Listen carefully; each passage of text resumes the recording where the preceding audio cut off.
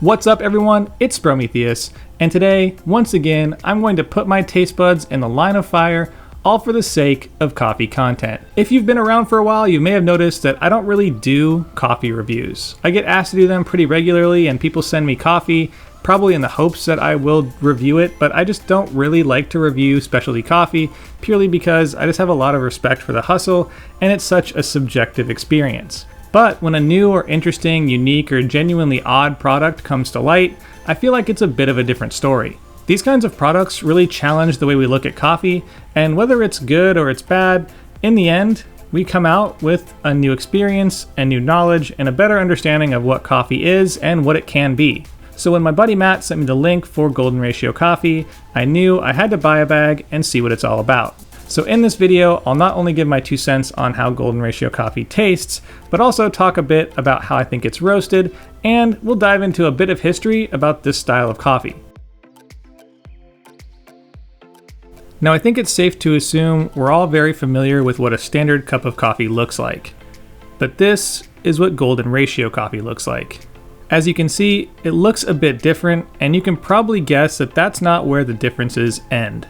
But first, let's talk about why it's yellow, or in their words, golden. I love gold! Essentially, this coffee is only about 1/3 of the way through the roasting process than the coffee you and I are more accustomed to. In the simplest of terms, coffee goes through 3 distinct phases while it's being roasted. The first of which is drying, which is from its raw or green state to yellow. The second phase is the Maillard reaction or browning, where it takes the coffee from yellow to brown. And last but not least is development, which is from first crack to whenever the roaster decides to drop the coffee from the roaster. So based on the color, it's my assumption that Golden Ratio finishes their coffee somewhere in that yellow, or as they call it, golden range. This isn't anything new or groundbreaking. For quite some time, a similar roasting process and coffee has been around, and it's called white coffee. It never really reached any kind of widespread popularity, but it's still available today in various forms. And just like Golden Ratio, it's often described as nutty and smooth with little to no acidity. So that begs the question, how is Golden Ratio different from white coffee? And the simple answer is approximately 2 minutes more of roast time. It's always surprising that such a small amount of time can make such a massive difference in flavor, especially the further you are into the roast. When looking at the two side by side and based solely on the color, you can assume that the Golden Ratio coffee has developed a bit more flavor and sweetness from the chemical reactions that are happening inside the bean during this phase of the roast. The coffee itself is pretty coarsely ground, and the smell reminds me of peanut butter, which I find pretty appealing, honestly. The white coffee has a more flat vegetative scent to it with no discernible sweetness. And when compared to a standard medium roast coffee, the difference is obviously night and day. It's spent more time in the roaster, which means all of those volatile compounds that create the flavors in coffee we love have had time to come out and play. The lighter coffee is roasted, the more dense it remains. That density means it's harder to grind, but it also means it's more difficult to break down in water, i.e., less soluble. This is why there is quite often a lot of conversation among specialty coffee fans and pros alike about getting the most out of in terms of extraction from lighter roasted coffees, which in a lot of cases leads to longer brew times. But Golden Ratio's brew times aren't all that different from what we're already accustomed to. The directions call for at least a 5-minute hot steep or a 12 to 18 hour cold steep, which is well within our normal filter coffee and cold brew timelines. So I planned ahead and prepped a cold brew last night, and also made a hot cup to taste the two side by side.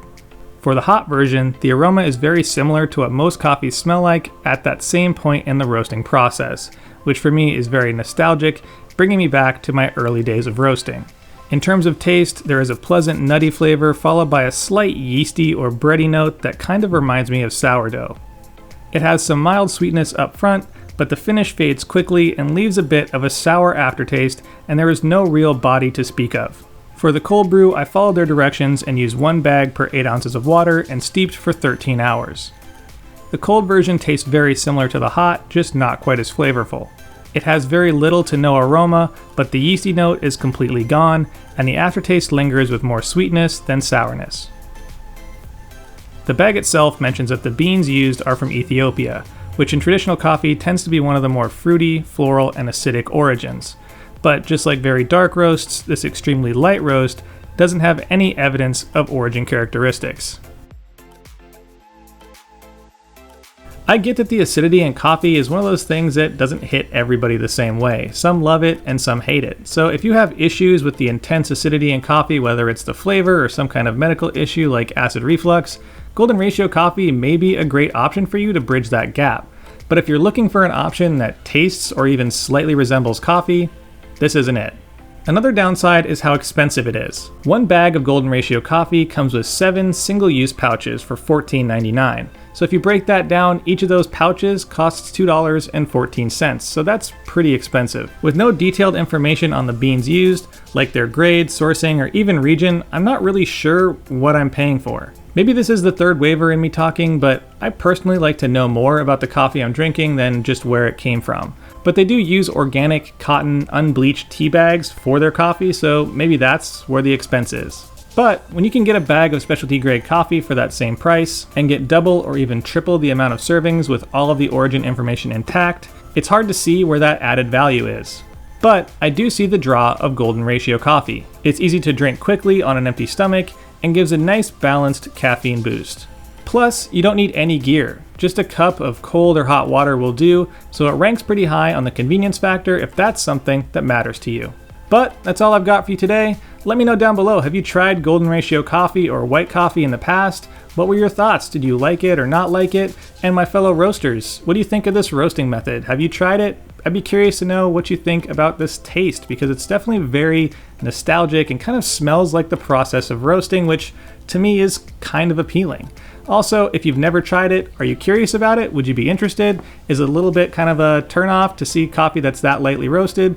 Let me know in the comments down below, and as always, I'll see y'all next week. And of course, a big thank you to my September Patreons, Ads, James B, Jacob P, David, Christopher, John K, Squeegee, Roe, Brian, Lisa, Obo, Andre, Rick Racer, Sean, Noel, Spookus, Bound Coffee, Mika, Samantha, Nathan, Claire, Steven, James K, Josh, Andrew Horrison, Bobby, Corey C, Curry, Jeff Roth, Ninja Warrior Coffee, Testing 123, Jason, Dave B, Jerry, RD, Tim, Matt, Tony, Zachary V, Tyler, UK Espresso, Robert, Underdunk, Jeffrey, and Oliver. And of course, a big thank you to the barista and barback tiers. If you want any information on my Patreon, there's a link in the description and in the upper right hand corner right now. And of course, a big thank you to you for watching. Don't forget to like, share, and subscribe. Hit that little bell button for notifications of new videos posted every Friday. Follow my Instagram at Sprometheus for content throughout the week, my blog at Sprometheus.com, my coffee at littlegiant.coffee, and as always, stay caffeinated. Pony Boy.